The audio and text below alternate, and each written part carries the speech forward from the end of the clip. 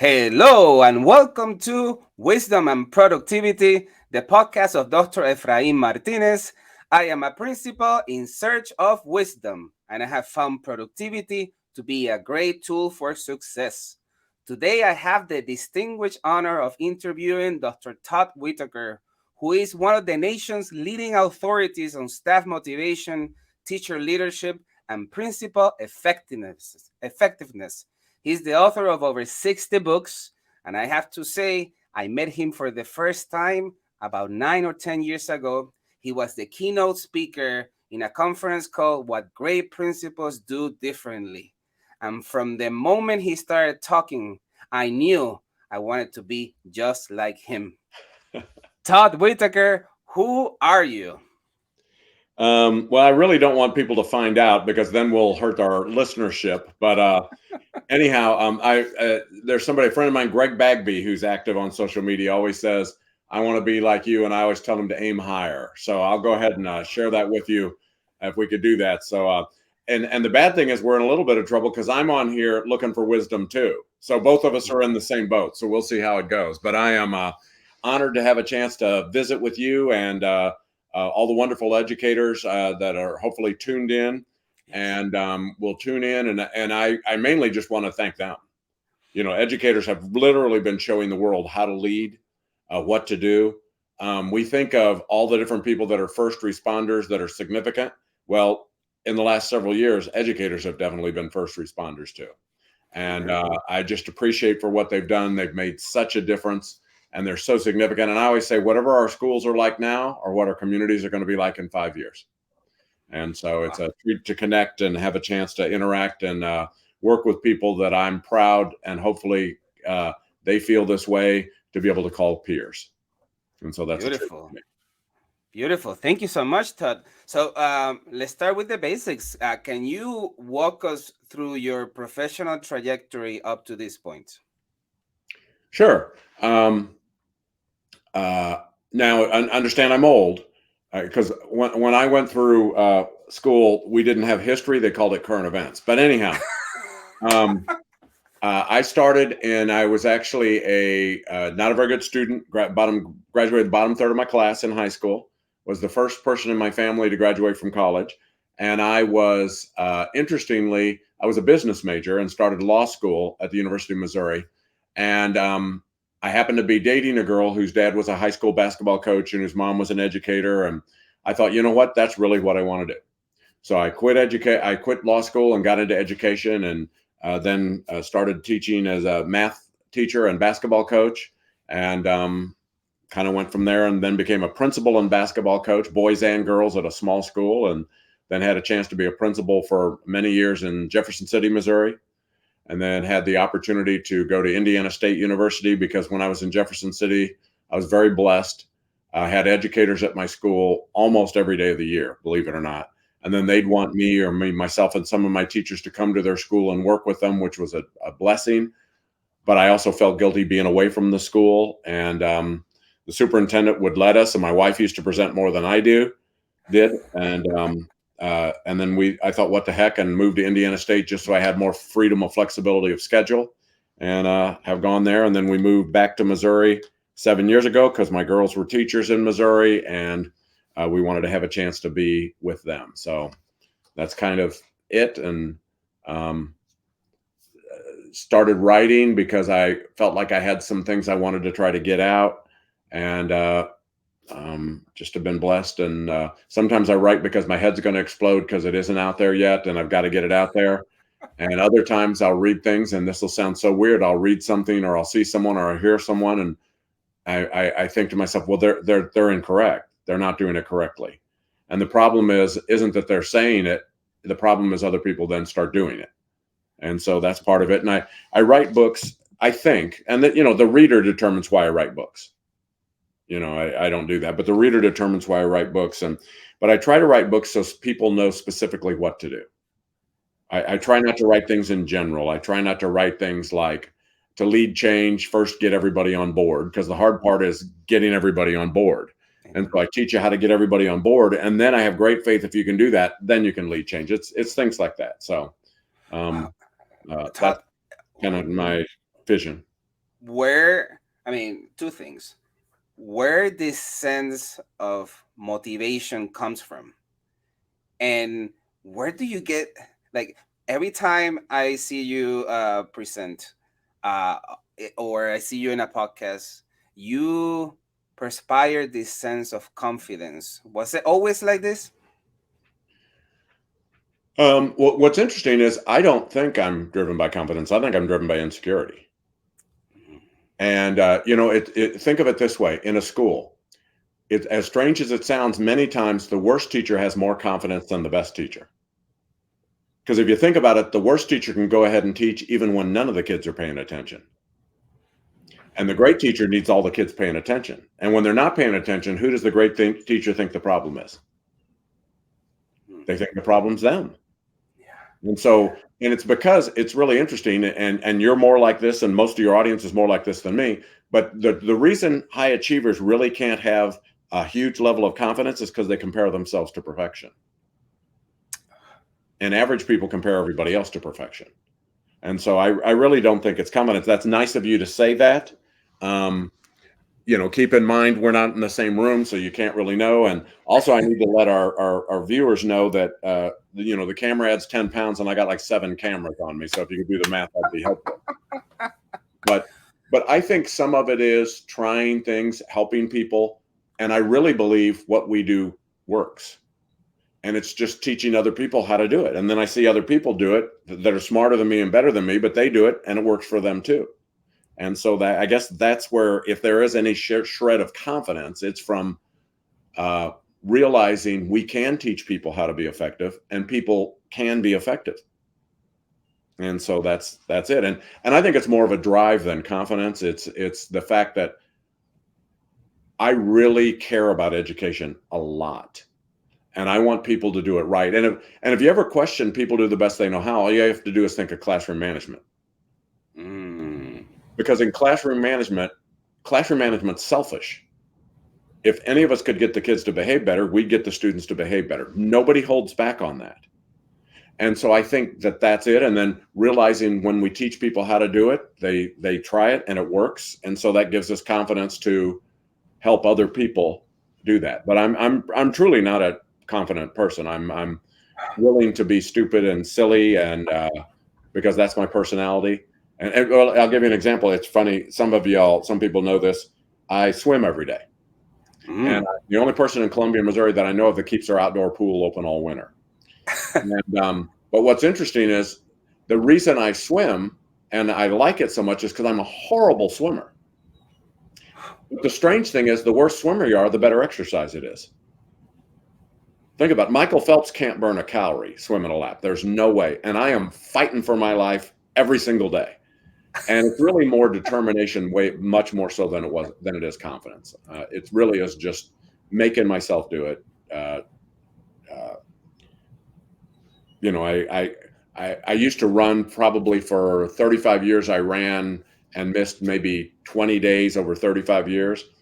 And it isn't confidence. I'm not a particularly good runner. It really was just I decided I was going to set my ego aside and run regardless of what other people thought, regardless of what I look like, regardless of what other people look like. And I have, even in exercise, I have 2 goals every day: exercise today, but be able to exercise tomorrow. I like that. And so Wow. I really don't have Fascinating. confidence. And I'm sorry if it comes across, especially in a negative way. Uh, I think it's just a belief that right is right. I think maybe that's it more than confident. Right is right. And in education, the people want to be great. That's why we got an education. Nobody wants to be average in education. No. Correct. Wow. And Todd, what lessons did you bring from coaching into the principalship? I think every lesson in life is the same, believe it or not. Um, One thing is, confidence is the most valuable gift you can give, and helping other people be confident they do better. It's really interesting because I also work with coaches, believe it or not, sports coaches, and we can think it's offense or defense or it's special teams or it's skills, and of course all of those things have some factor, but it's really confidence. It's amazing how much, when you see people improve, the improvement so often is in confidence. And I think that realizing as a leader, as a coach, as a teacher, as a parent, as a friend, as a partner, we want to give people confidence. And once they do it, they have a belief it can work, and many times it does. What's the famous quote? My teacher thought I was smarter than I was, so I was. And that, I think that's part of it. Beautiful. Thank you so much. I'm just here trying to process everything that you're saying. Todd, like in Back to the Future, if you could go back in time to any of the positions you have held, what is one thing the Todd of today would tell the Todd of then? Good question. Probably, it's funny. My girls and I have written a book called Your First Year for First Year Teachers, and because of that, I work with a lot of first year teachers. And one of the questions people ask me is, "What one thing?" And I'll be honest, I hate the question, "What one thing?" because the world is more complex than one thing. But if there's one thing I could tell my prior self, if I could tell anyone currently and prior, is trust your gut. Mm. I really think your gut is right in general. Think about a first year teacher. And it's funny because teaching is the most isolated profession and you're never alone. But because of that, it's lonely. But you're never alone, but it's lonely. Being a principal is lonely, even if you're never alone. Can be. I don't mean it always, because it isn't. A lot of times it's very joyous, but it can be very lonely, but you're not alone. But the teacher, think about this. Every new teacher got into education to make a significant impact. Yes. They wanted to be that memorable teacher. They wanted to be that teacher that people come back to. They wanted to be that teacher that students remember 15 years down the road or 10 years down the road or whatever it is. And one of the things I think that's most helpful to new teachers and anyone is trust your gut. For example, no new teacher got into education to yell. Amen. Nobody wants to be that yeller. As a matter of fact, you can think back in high school and you're thinking that yeller is the teacher everybody disliked. No one liked them. And what happens as a new teacher is you start teaching, and particularly if you don't have the support and guidance level you should, you get frustrated. The kids misbehave. You're not sure what to do. It gets hard. It gets tiring. The end of the day, and a new teacher yells. And what happens is the first time a new teacher yells, potentially it works. And if you're just listening, not watching, I'm using air quotes in that it works. The first time you yell, potentially you get the kids' attention. Potentially they stop misbehaving. Potentially they improve their behavior at that moment. Now, it deteriorates relationships. It hurts. There's a negative. But if you trust your gut, you go home that day and you go, I don't want to be that teacher. I do not want to be that teacher. I don't want to be the one that does it. And if you trust your gut, the next day you don't yell. I don't mean you figured it out. You're still trying to sort through the myriad of choices there are besides yelling, but you made a commitment that you're not going to yell. If you ignore your gut, the next day when the kids misbehave, you yell a little quicker. You yell a little louder. You yell a little more frequently.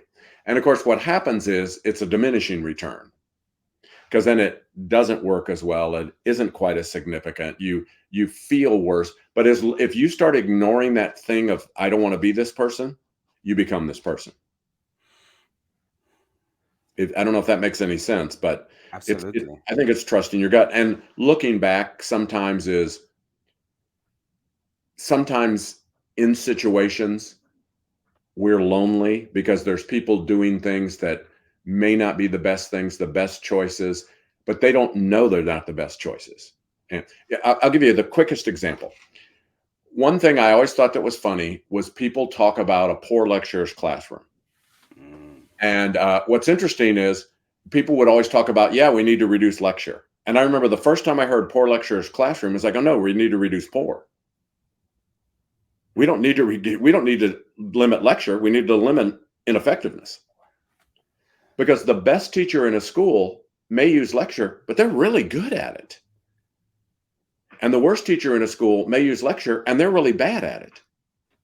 But what happens is the best teacher that if they're really significant at using lecture, because what happens that makes them so good is they're able to read the classroom, understand if kids are learning, they're able to bring in examples when they need to bring them in. I don't want to reduce that. I don't want to take that away at all.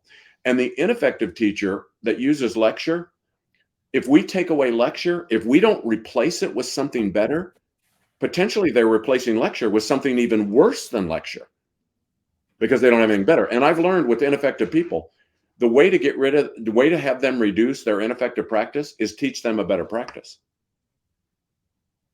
The teacher who yells, if I teach him or her a skill that would make classroom management better than yelling, they'll replace yelling in a second. And the poor lecturer who uses lecture ineffectively, if I teach them a better instructional practice than lecturing, they'll quit lecturing, if that makes any sense. But I don't want to just blanket remove lecture, because then I take away maybe the best skill from the best teacher as well as the best skill from the worst teacher until I give them a better thing. I don't know if, and so it's relying on your instincts that, wait a minute, poor lecturer's classroom doesn't make any sense. I don't even understand the problem's poor, the problem's not lecture. But we repeat the problem's lecture. Amen. Amen. It's Wow. it's trusting your gut. And when you really think through things, it's like when people say you have to earn students' respect. I think that's the silliest thing I've ever heard in my life. What are kids Mm. like the first day of school? What do they They're good. like? They're good. Why Yeah, did you have to earn that? absolutely not. I want to know what you do with it. But I don't, because I don't know how to earn people's respect. I'm not smart enough, but I know what to do with people's respect. I know how to build on it. I know how to nurture it. But I don't, then, because I don't feel the need to earn it, it allows me to try to be effective and appropriate from the very beginning versus trying to earn something, if that makes any sense. Absolutely. Wow. Thank you. I appreciate that. I think that the lecturing has a lot of stigma, and I think you nailed it. Right? Is the poor lecturing that we must evolve from. Sure. Right. And, and that does, and you know, there may not be that many people that are exceptional at it, but the ones that are exceptional at it, why do we want to take that gift away from them? Because you know what that does? That reduces their confidence. Beautiful. Todd, reading books is such a luxury. You are the author of numerous books, so this might be a complicated question. If you have to gift two books, one fiction and one non-fiction, to a loved one, which one will those be? You mean like books I've read and things like that? Mm-hmm. Book Yeah, that has well, inspired you, etc. I am going to disappoint your audience incredibly because I seldom read books. People tell me I'm one of the few people they've known who's written more books than they've read. Mhm. But if I was going to name a couple of books that have significance to me, Yeah. um, in terms of kind of nonfiction professional, is First Break All the Rules. Mm. That's, to me, that's the best book I've ever read. But I've only read half a dozen. I mean, I'm really serious. I've only read half a dozen. And so, you know, it's funny. I wrote a book called Shifting the Monkey, and somebody said, "Isn't that stealing off the book, the 1 Minute Manager, the monkeys, whatever?" And of course, I didn't say anything, but I thought I haven't read that book because I haven't read any books. So keep that in mind. Um, then I'm also a true crime fan, and so the other nonfiction book, or you can decide exactly how to describe it. In Cold Blood is a big. I'm a big fan of Mm. that book. I think it's really well done. Truman Capote, you know, the way he writes it and whatever you think of it or controversy, I think it's good. Nonfiction, To Kill a Mockingbird is probably the first book I would give away or recommend. Again, it depends if they've read it, haven't read it, that type of thing. But it's a very uh, significant thing to me personally, and so and it's ironic because if you've seen the movie if you've seen the movie Capote, uh, the author of To Kill a Mockingbird is in there because Truman Yes. Capote and her were very good friends. Correct. Correct. Well, let me ask you then, what great principles do differently? That book was really impactful in my professional trajectory. Um, can you tell us about how that book was born? And you have had several editions, and perhaps your thoughts have evolved with time.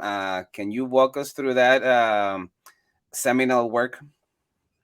Um, Now realize Seminole is your word, not mine, so keep that in mind. I'm kind of a hillbilly. I always say I'm from Missouri, where Washington has an R. Um, the my dissertation, which I happen to be sitting right here, is called Middle School Principles. Excuse me, Middle School Programs and Climate: The Principles Impact. And one of the things I did in Missouri, where I got my doctorate, I used all middle school principals in the state, and I surveyed teachers in every school in Missouri as to how effective their principal was.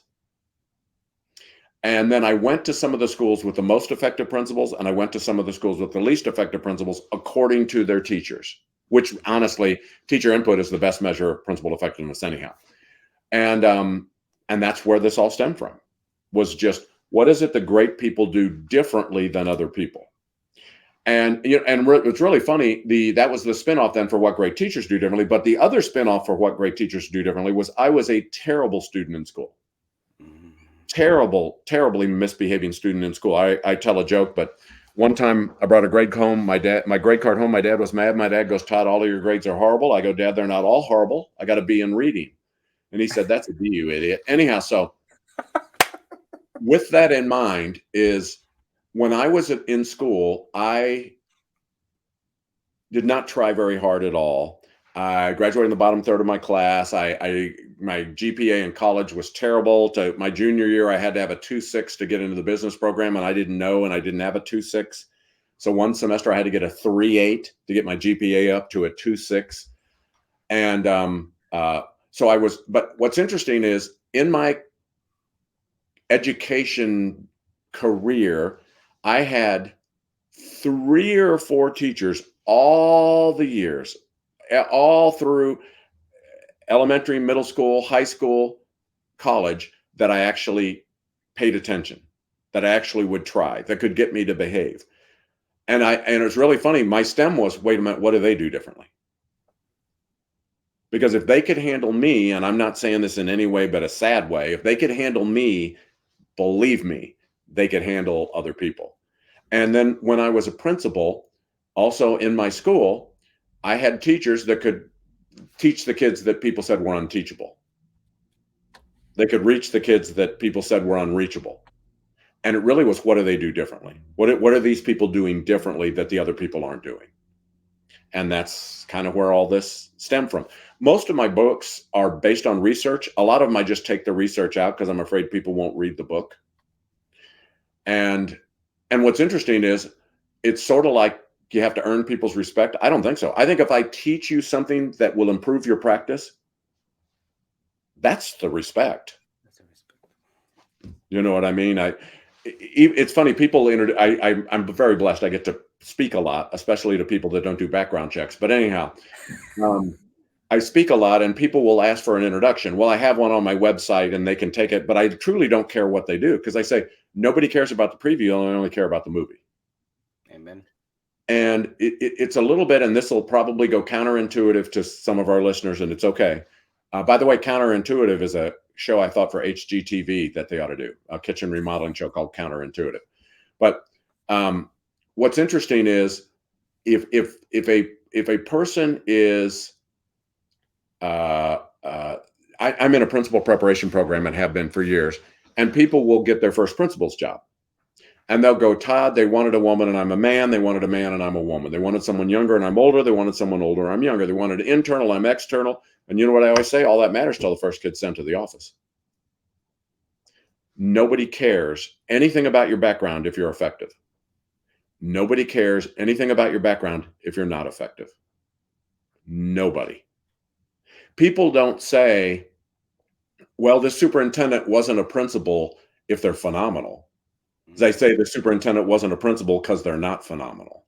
And if they'd been a principal, they still wouldn't be phenomenal, because typically it's just they don't have the skills. Yes. And in schools where principals are hiring assistants, many of them will put a committee together to hire an assistant. And I said, the only reason you should ever put a committee together is if they'll help you make a better choice. because it will not give the assistant more credibility once the school year starts. If you hire them in May, that'll give them credibility till school starts. But once school starts, it doesn't give anyone any credibility. It's just how you do. And no one on that committee will then say, no teacher on that committee, and I'm not belittling them, no teacher on that committee in October, when people are mad that that assistant principal isn't effective and isn't supporting them, no teacher on that committee will go, blame me. It's my fault. Blame me. Because as a principal, you know what I really need to do? Hire a really effective assistant principal. That's all that matters. Now, if the committee can help me do that, great. But if my only purpose is so they'll be more accepted, that's just a waste of time. Absolutely. Because if they're What good, they'll makes be. a good what makes a good assistant principal? I think they have to like kids. It helps if they like adults. I think it's somebody with really good judgment. I think there has to be some degree of loyalty, and I think they have to work hard. But if I can get someone who does that, I have no question they can become an outstanding principal. I never hire an assistant to have a good assistant. I hire a good assistant. I hire an assistant so that they can become a phenomenal principal. Amen. You know, Amen. think about this. You know, the biggest disadvantage a principal has is if they've never worked for a great principal, because now you have to figure it out on your own. One thing that we learned from the research I did on what great principals do differently, and I've done numerous studies offshoots of that, and so it's been reinforced time and time again, is that great principals without exception have faculty meetings teachers look forward to and value. Pretty kind of scary self-check, isn't it? Great principals have faculty meetings teachers look forward to and value. Other principals either don't have faculty meetings or people don't look forward to and value it. First of all, to a lot of principals, that's breaking news that it's even possible to have faculty meetings teachers look forward to and value. But if you've worked with a great principal that had faculty meetings teachers look forward to and value, do you see how much easier it'd be for you to have faculty meetings teachers look forward to and value? That doesn't mean you don't want to build your own personality, your own processes, your own things that fit this school. But in the meantime, I've got some things that work. And that's how come when teachers student teach, we can only allow student teachers to student teach with exemplary teachers. If we assign an average or below average teacher a student teacher, potentially they ruin the people's career. Yeah. And that's our fault as the school leader. And it's just, I don't even understand that stuff. And and the same way, if you have new teachers and they get assigned mentors, so often mentors are assigned by convenience. Who's at the same grade level? Who is at the same race? Who's the same gender? Who's in the same hallway? Who has the same plan time? You know who I assign mentors? You know who I assign as mentors? Exceptional teachers. Because when I'm assigning a mentor, do you know what I'm telling that new teacher? Here is who I hope you become at the pinnacle of your career. And we really need exceptional models for people, because that's going to be the best chance they have to be exceptional. Does the principal need to be the best teacher in the building? The principal needs to be exceptional in identifying and cultivating talent. You know, one thing is, and this is so funny because sometimes people say this and they mean it. Sometimes people say it and they're trying to be modest, but it's a humble brag and it's okay. People say I only hire people better than me. If you're exceptional at hiring outstanding people, none of them are better than you, because that's a gift. They could be better at you at technology. They could be better at you at teaching math. They could be better than you at certain things. But understand, if you can identify and recruit and attract exceptional people, none of those people are better than you, because think that there is no gift more ultimate than that gift, if that makes sense. Yes. And that doesn't mean they're not better than you at specific things, because I'm hoping they are. But in general, they're not better than you, because that is such a gift to be able to have and use. Beautiful. Wow. Todd, let me ask you, who is or who are your biggest influences? You mean besides you or including?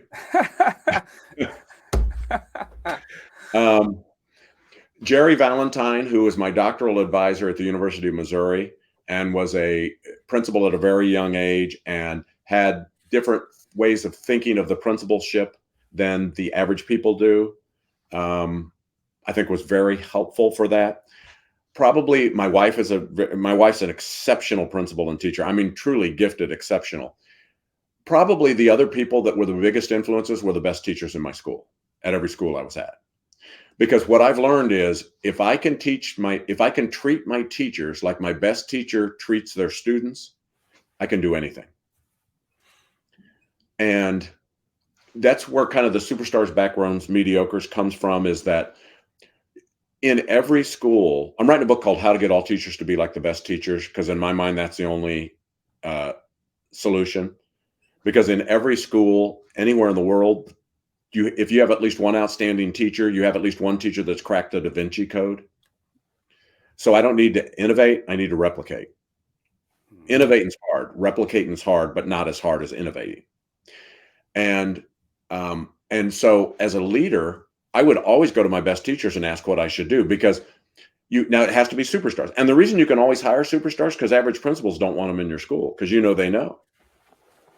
They know you're average. So instead, I go to them for guidance and advice all the time. What should I do here? How should I handle it? Before faculty meetings, I'm going to do these 3 things. Is this going to offend anyone? Is this going to upset people or hurt people's feelings?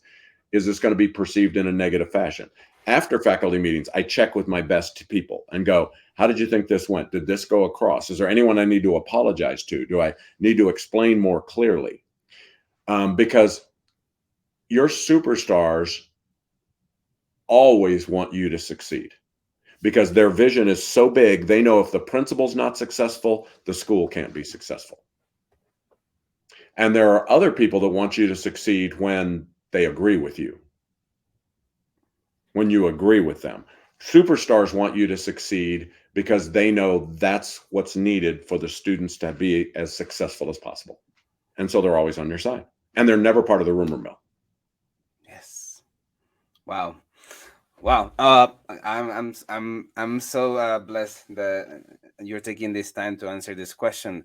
All of us at some point believe that we might not be good enough, Right. or and they call it imposter syndrome. How do you address this? Well, coincidentally, I had just tweeted recently, those people who think they have imposter syndrome probably shouldn't. And many people who don't think they have imposter syndrome probably should. Hmm. Because high achievers are the most likely people to have imposter syndrome because they compare themselves to perfection. So if you're looking at perfection, which is what high achievers compare themselves to, leading high achievers is the biggest key to being an effective leader. Mm. And so understand, when you make a decision, you're always reflecting, was that the best decision? Was that the right thing for everyone? Was I inclusive with everyone? Did I leave people out? And so you're going to always are likely to have imposter syndrome, where you're thinking, did I do this right? Did I do this correctly? So that is something, but that's how come when I give you the gift of confidence, you're less likely to, at least you may have imposter syndrome, but you're less likely to have it hold you back. But think about how many people I have a friend of mine who I say, I've never seen anybody be wrong so often and never lose confidence. And he would be much better off with imposter syndrome. Trust me. Wow. Let's talk about productivity, right? What happens behind the scenes. This looks different for different people. How do you get organized? I mean, you teach, you lecture, you're traveling, you're tweeting, you're everywhere, and I still see that you run with your children, and that you probably have a very fructiferous life. What advice do you have? Um, well, for me, the teaching, tweeting, speaking overlap. If you've read any of my books, they're me speaking. Now, that doesn't mean they're good, because I could also be speaking incorrectly and I don't have noun verb agreement and all this kind of stuff. And I think funner should be a word, but um, they're the same. And it's kind of like I'm getting ready to write what great teachers do different. I mean, no, excuse me, I apologize. I'm getting ready to write how to get all teachers to be like the best teachers, because I've been presenting on it for 2 years. So in my mind, it is clear as a bell. And I typically, this sounds embarrassing to say, and you'll feel like it. I write books in 2 weeks, start to finish. Wow. But I've already thought through them. And all I'm doing is writing my thinking process, if this makes any sense. Yes. And so that allows me to be efficient. I'm blessed that way. Um, and I love being with my kids. 3 of my kids I really like.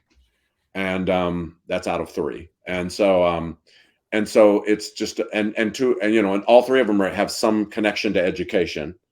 And so that's fun, because we have that kind of supper table talk, and all of us really I feel like my job is to defend people who can't be defended, to protect people that can't be protected. And it's to defend educators. I mean, we're in a demonization of teachers world. This is sickening. Mhm.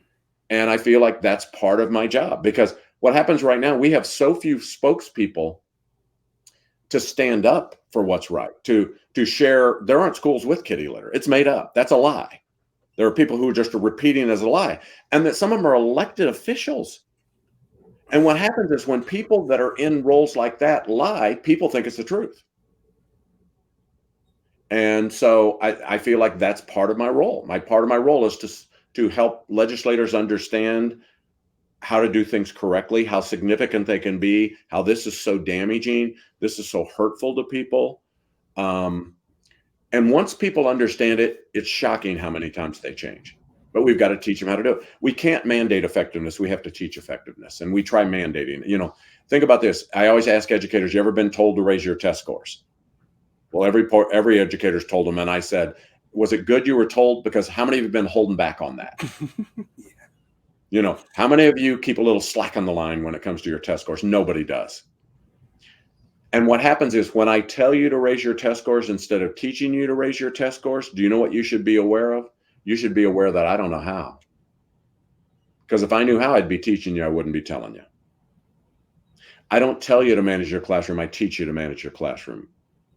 And then as a leader, once I teach you how to manage your classroom, now I know you know how to manage your classroom. So if you're not doing it now, because I always say the first thing we have to sort out with people who aren't doing the right thing, are they ignorant or insubordinate? We almost always think they're insubordinate. They're almost always ignorant. And ignorant doesn't mean unintelligent. Ignorant means they didn't even know they were doing wrong. Many of the people that are repeating their kitty litter in schools and classrooms, they think they are. They didn't know there aren't. And they go, how do you get so confident there aren't? And I go, because some of the nonsensical people that are on TV and on the internet would be at the school broadcasting if they had kitty litter there. Since they're not there broadcasting, it's really not there. Mm-hmm. And but until you teach people, they don't know. It's like you hear people say all the time, I have to earn kids' respect, and you don't. It's a gift. And once you think about it, you realize that's not true. It isn't true. People talk about participation trophies. And I say, and it's funny, they talk about that causes all the problem in the world.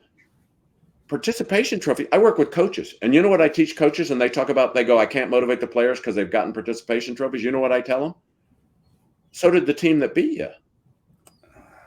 They all got participation trophies too. And the team that beat you before that also all got participation trophies. And the team you're playing Saturday night, they got participation trophies too. So you're looking for excuses or solutions. And the problems, sorry, my phone's going off with potential spam, and I can take it and we can all hear. I'm hoping, does the spam mean they're going to sell me that spam? Because I really like that. It's delicious. It's possible. And what's interesting is, if you think about it, when as a leader, when we repeat things like participation trophies, they don't earn them. We always earn things when we were little. We had to earn them. You know what I tell people? I go, yeah, I know exactly what you mean. When I was 2 years old, I had to mow the neighbor's lawn before I could have supper. That's how come they call me No Toast Todd, because I was 2 years old. That's not the way the world works. That's not the way it's ever worked. People go, when we got it at school, we used to get it twice as bad at home. Because of that, we were never problems. Sure, we didn't have jails then, did we? Come on. Let's be real. And I always want us to think this. How many of us in our schools and classrooms today, how many of us have at least one student, at least one, that may have been a little better off if they'd ever gotten a participation trophy? And I'd like us to think about the best, most well-rounded kid in our school, in our classrooms, the best, most well-rounded student. Go into their bedroom. What's it full of? Participation trophies. So can we shut up about fake things like kitty litter and participation trophies and actually look for real solutions? Because in all of our schools and classrooms, almost all of us have at least one student that struggles socially, emotionally, behaviorally, academically. And is that because they've gotten too many participation trophies? Is that because they've been pampered and spoiled too much in their life? Is that what's caused that? So let's shut up about things that are incidental and let's look at things that are real problems so we can come up with real solutions. And it isn't participation trophies, it's whatever the next version of participation trophies is. And can I tell you a little secret? The best teacher in a school never talks about participation trophies. And the worst teachers talk about them all the time. And they hang around with other people who want to blame participation trophies, flexible seating, society today, Miley Cyrus. I mean, they want to blame anything. And when we do that, what happens is we never move forward and we're comfortable staying where we are. But highly effective people are always going, wait a minute, it can't be participation trophies because we have better teachers and worse teachers in the school. And wouldn't they all be the same if participation trophies was the driving force? But instead, the quality of the teacher is the driving force. And we can look at any school in any community and we realize that's what it is. You have great parents, you have parents that are struggle. Both of their kids have gotten participation trophies. The great people don't give away the problem to fake things. They don't give away the power to fake things. They realize they really are the variable that can determine the significance and improvement or lack thereof within a community, within a classroom, within a home, and within a school. And if we think about it for 2 seconds, we realize it's embarrassing that we've ever thought these fake things were the real problem. It's always people. It's never programs. It's never going to be programs. It's always going to be people. Think about this. When we went into the pandemic and we all went virtual overnight, literally everybody went virtual, no practice. And what made it so hard was we didn't have a dress rehearsal. We just had opening night. You didn't get to practice at all. If you could have practiced for a week, your school would have been different, wouldn't it? But we couldn't. That's nobody's fault. We just couldn't. But in every school, how many of you could name 3 teachers you knew were going to figure it out? And how many of you could name 3 teachers you knew were never going to figure it out? And since we've come back in person, how many realize the 3 teachers that couldn't figure out virtual have never figured out in person either? Because it's the exact same skill set. And we have to help people build that skill set. We have to attract people with that skill set, and we work on it because that really is, it's always the teacher. It's never the program. It's always the principal. It's never the school. It is always the person. It's not the programs within that there. And that's what comes, things like participation trophies and everything are really just pretend things we just make up. Hey man, wow. Todd, wow. And feel free to edit out any of the stupid stuff that I'm doing. No.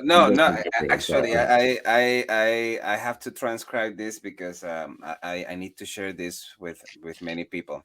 I such so impactful, right? Is never programs. We invest so much money in silly stuff instead of what really matters, is the professional learning of the teacher. So as they are the conduit for good education. So Todd, in terms of your calendar, logistics, how the heck do you get organized? Well, I'm blessed that I still use the exact same calendar when I was a principal. Take a look at this modern beast right here. I see. I'm fairly efficient. I'm an efficient thinker, and so that's helpful. And I don't have any people. So if you contact me about speaking, you're stuck with me. I'm sorry to hear that. But that allows me to handle people with more care, handle people with more concern, be more sensitive in terms of what I can do or not. The same way when I was a principal, because I was a high school principal at 25, and the same thing when I was a principal, I'd find myself not going in classrooms. And I thought, I've got to go in classrooms. Well, it's because you get busy, you get caught up. So what I learned on my calendar is every Monday I would open up my calendar and I would choose 20 to 45 minutes a day, and I'd write down parts of the school to be in. Not to trick anyone, it's to make myself see the whole school at various times during the day. So like my last school was a middle school, and I would write 9 to 9:30, visit sixth grade wing. And on Tuesday, I might put 1 to 1:40, visit seventh grade wing. And on Wednesday, I would say such and such, visit eighth grade wing. Then on Thursday, visit exploratory wing. And then I would start over again, but I'd choose a different time to visit sixth grade wing and a different time to, so that I could be in all classrooms on a regular basis. And by putting it in my calendar, it forced me to do it. Because what, our in education, time and our calendar drives our lives. So if it's down there, I do it. If it's not down there, I may or may not do it. And that's kind of it was kind of forcing myself. It's like the exercise thing. It's kind of forcing myself to do it before I come up with an excuse not to do it. I see. So let's talk about exercise. Is that what you do for fun?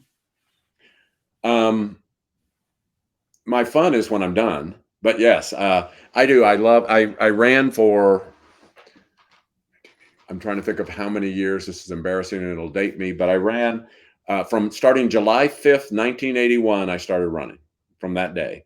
And I would go 3 years without missing a single day. And if I ever missed, it was either very sick or something happened, because I don't like to make excuses. And it's because it's funny, as a principal, I would run at 5:15 every morning. It's 12 months a year. And the reason is, it's really funny. If I go out and I run in the rain or snow or cold, that angry parent doesn't seem like anything. Wow. Yeah. And I don't mean that I belittle them. I'm just talking about it doesn't get my blood pressure up. It doesn't bother me compared to what I was doing. It seems so insignificant. And that's kind of where that comes from. And I am a wound person, which is, this is me. I don't drink caffeine. I exercise about an hour and a half every morning, and just to get this calm. So that's part of my nature too. And I like action, which is why I like being a principal. Yes.